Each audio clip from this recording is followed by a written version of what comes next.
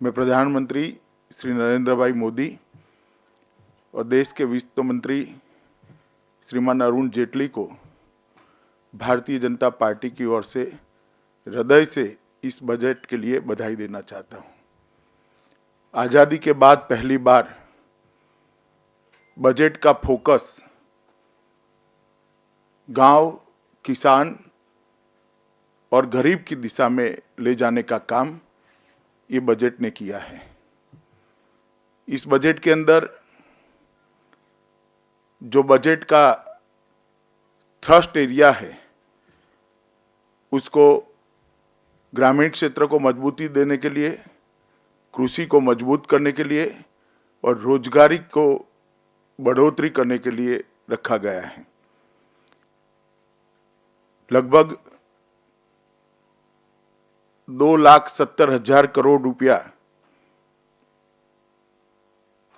ग्राम पंचायतों को और नगर निगम को दिया जाएगा।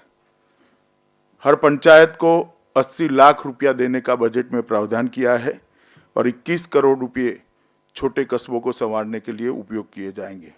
गत वित्तीय वर्ष में 5542 गांवों का विद्युतीकरण हुआ था और अब एक समयबद्ध चरणबद्ध कार्यक्रम बनाकर 1 मई 2018 तक देश में 100% गांवों का विद्युतीकरण करने का एक महत्वाकांक्षी कार्यक्रम मोदी सरकार इस बजट में लेकर आई है। ग्रामीण सड़क योजना के लिए, प्रधानमंत्री ग्रामीण सड़क योजना के लिए 19,000 करोड़ से ज्यादा रुपयों का आवंटन किया गया है। मैं मानता हूं एक ऐतिहासिक कदम है। और जो बजट में गांवों के विकास के लिए बढ़ोतरी की गई है वो कुल मिलाकर देखे तो करीब 228% की बढ़ोतरी है। ये आज़ादी के बाद में ग्रामीण विकास के लिए की गई बढ़ोतरी में सबसे ज्यादा है। युवाओं को रोजगारी के लिए भी बहुत महत्वपूर्ण कदम उठाए गए हैं। प्रधानमंत्री मुद्रा योजना के तहत अब तक 1 लाख करोड़ तक के ऋण दिए गए हैं और लगभग 2 करोड़ से ज्यादा लोगों को इसका फायदा मिला है। इस बार जो 1,25,000 करोड़ का लक्ष्यांक गत बजट में था उसको बढ़ाकर 1,80,000 करोड़ रुपया स्वरोजगार के लिए प्रधानमंत्री मुद्रा बैंक योजना के माध्यम से देने का लक्ष्य रखा है। मैं मानता हूं कि ग्रामीण और अपने पैर पर खड़ा होने वाले युवाओं के लिए बहुत महत्वपूर्ण है। मनरेगा के लिए भी 38,000 करोड़ रुपए की राशि आवंटित की गई है। स्टैंड अप इंडिया स्कीम के तहत SC/ST युवाओं के लिए नई रोजगारी की योजनाएं आगे बढ़ाने के लिए सरकार ने एक योजना बनाई है और नेशनल स्किल डेवलपमेंट योजना के तहत 76 लाख युवाओं को अब तक ट्रेनिंग दी जा चुकी है और इसके लिए भी 1700 करोड़ रुपए के बजट से 1500 मल्टी ट्रेनिंग इंस्टीट्यूट खोलने का लक्ष्य रखा है और अगले वित्तीय वर्ष में प्रधानमंत्री कौशल विकास योजना में 1 करोड़ से ज्यादा युवाओं को स्किलफुल बनाने का एक लक्ष्य रखा गया है। स्वास्थ्य की दिशा में स्वास्थ्य सेवाओं को सुधार करने के लिए और देश के गरीब व्यक्ति को भी अपने परिवार के स्वास्थ्य के लिए चिंता न करनी पड़े, इसके लिए सरकार नई स्वास्थ्य योजना लेकर आई है जिसके तहत हर परिवार को 1 लाख रुपए तक की मेडिकल सुविधा निःशुल्क दी जाएगी। मैं मानता हूं कि देश के गरीबों के स्वास्थ्य के लिए एक बहुत बड़ा कदम है। प्रधानमंत्री जन औषधि योजना के तहत 300 से ज्यादा दवाइयों की दुकान शुरू की जाएगी जिसमें नो प्रॉफिट नो बेस पर जेनरिक ड्रग्स के स्टोर खुलेंगे और वो अगले साल तक हम हर जिले में एक स्टोर बनाने का सरकार ने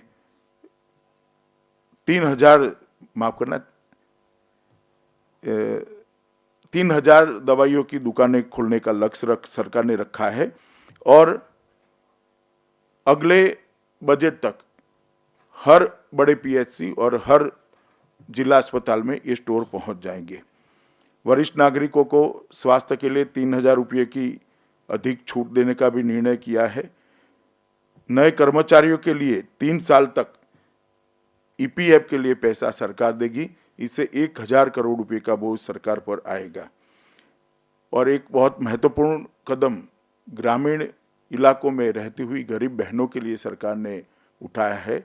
2,000 करोड़ रुपया की लागत से लगभग 1.5 करोड़ से ज़्यादा परिवारों को एलपीजी कनेक्शन देने का काम इस सरकार ने करने की घोषणा की है। मैं मानता हूं कि बहुत बड़ा एक कदम ग्रामीण विस्तार की गरीब महिलाओं के लिए है और चूल्हे के धुएं से उनको मुक्ति दिलाने का काम ये सरकार करने की दिशा में आगे बढ़ी है। कृषि क्षेत्र के लिए बहुत ज़्यादा इस बजट को में फोकस किया गया है। कृषि कल्याण विभाग के तहत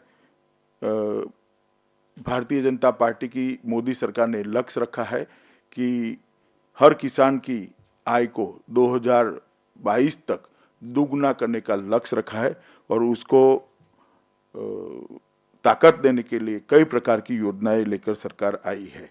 प्रधानमंत्री फसल बीमा योजना पहले ही घोषित की जा रही है और इसके अंदर 5500 रुपया इस बजट में आवंटित किया है। दालों की खरीद अब तक कभी नहीं होती थी। गत साल भारत सरकार ने दलानों की खरीद की थी। इस बार भी दलानों की खरीद करने के लिए भारत सरकार ने लक्ष्य बनाया है और इनके दामों की स्थिरता बनाए रखने के लिए और किसानों को भी नुकसान न हो इसके लिए 900 करोड़ रुपया आवंटित किया गया है। प्रधानमंत्री इरिगेशन योजना को भी आगे बढ़ाया गया है और एक ई मंडी राष्ट्रीय स्तर पर शुरू करने का फैसला किया गया है, जिसके आधार पर देश भर के किसानों को अच्छा दाम मिलने की सुविधा होगी। इंफ्रास्ट्रक्चर के क्षेत्र में भी सरकार ने लगभग 2,21,000 करोड़ रुपया आवंटित कर इंफ्रास्ट्रक्चर को मजबूत बनाने के लिए एक पहल की है और ग्रामीण इंफ्रास्ट्रक्चर को भी उसमें महत्व दिया गया है। 10,000 किलोमीटर नेशनल हाईवे और 50,000 किलोमीटर स्टेट हाईवे को मजबूत करने के लिए, नए बनाने के लिए सरकार ने लक्ष्य बनाया है। लगभग 55,000 करोड़ रुपया रोड और हाईवे के लिए रखा गया है। देश के 160 से ज़्यादा हवाई अड्डे को नवीनीकरण करने के लिए और पुनः सेवा में लाने के लिए सरकार ने एक लक्ष्य रखा है और सड़क और रेलवे के लिए भी कुल मिलाकर 2,18,000 करोड़ रुपया सरकार ने देने का तय किया है। मैं मानता हूं इस बजट से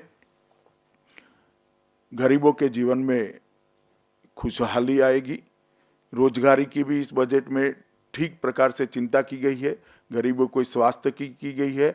महिलाओं को एलपीजी कनेक्शन देने की चिंता की गई है और मुद्रा बैंक के माध्यम से लगभग अगले साल 4 करोड़ लोगों को स्वरोजगारी भी मिले, इस प्रकार की व्यवस्था करने में सरकार ने जो आयोजन किया है, इसके लिए मैं वित्त मंत्री जी और प्रधानमंत्री जी दोनों को हृदय से अभिनंदन देना चाहता हूं और भारतीय जनता पार्टी के करोड़ों कार्यकर्ताओं की ओर से भी मैं पार्टी के अध्यक्ष नाते अभिनंदन देता हूं।